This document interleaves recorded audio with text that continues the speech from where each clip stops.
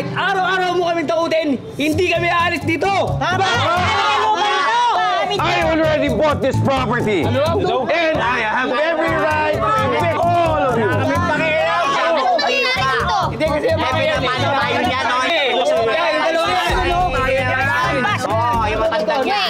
Wait, aren't you just a driver? How dare you? I am not a driver. Ako ang may-ari ng lugar na ito. And in this site, soon will rise the Dream Star Condominium. Dadali lang namin eh. Ano na eh, oh. Pinapaalis na tayo ng evil na person na yan. Ha? Hindi pwede! Hindi pwede! Hindi kami aalis dito! Kung ganon, ipakita mo sa akin yung papeles na nagsasabi na you have the right to evict us immediately.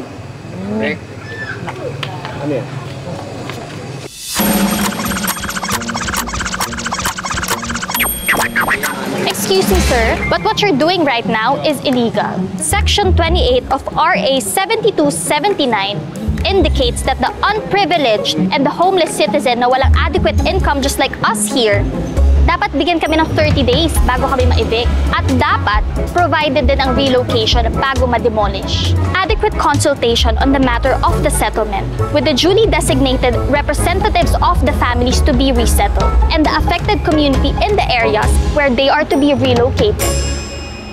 Ang ibig sabihin nun ay, dapat may dialogo muna. Dapat malinaw sa amin kung saan kami lilipat. Uwi na kayo!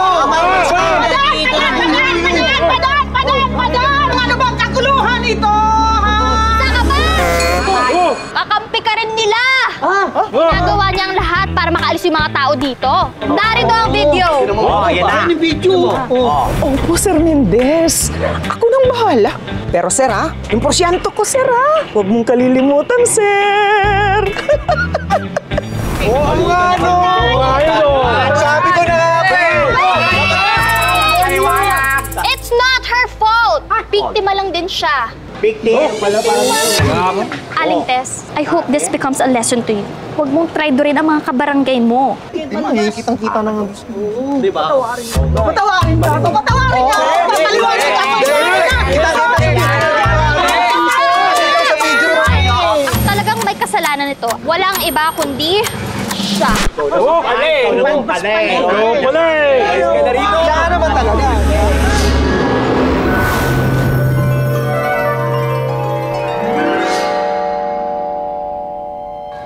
Anong nangyayari? O ngayon, ramdam mo na. Wait, ikaw may pakana nito? Oh my gosh, ikaw ba si Papa Jesus? Ngayon, natutunan mo na ang leksyon mo. Sa wakas. Pwede ba wag mo na lang sila paalisin? Ito na lang kasi yung meron sila eh. And they care about each other. Well, since natutunan mo na ang leksyon mo, ito na ang huling araw mo sa buhay rito.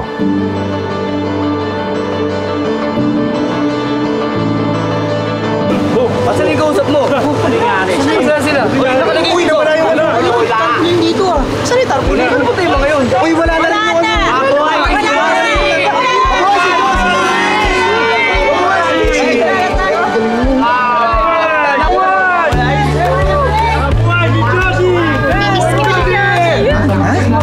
Saan ka pupunta?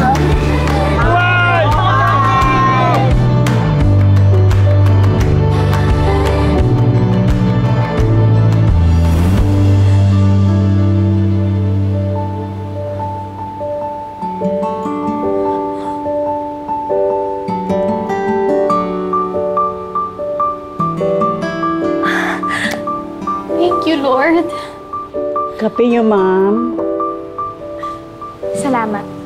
Ma'am, huwag po sana kayong magagalit. Babali po sana ako. Nagbabakasakali lang po.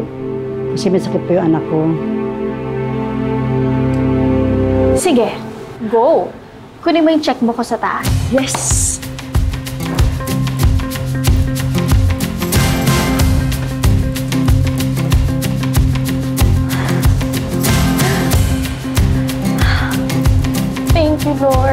Salamat.